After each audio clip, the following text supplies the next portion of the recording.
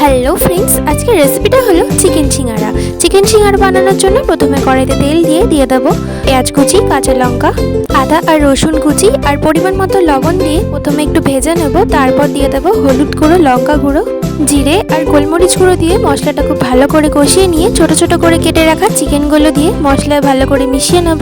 চিকেনটা ভালো করে সেদ্ধ হয়ে গেলে দিয়ে দেবো সেদ্ধ করে রাখা আলু। তারপর সবকিছু খুব ভালো করে মিশিয়ে নিয়ে সবশেষে দিয়ে দেবো পরিমাণ মতো চিনি, ধনেপাতা কুচি আর গরম মশলা গুঁড়ো। ব্যাস, আমাদের চিকেনের পুর রেডি। এবার একটা বাটিতে নিয়ে নেব এক বাটি ময়দা, একটুখানি নুন, কালো জিরে আর সাদা তেল দিয়ে খুব ভালো করে ময়দাটা মেখে নেব।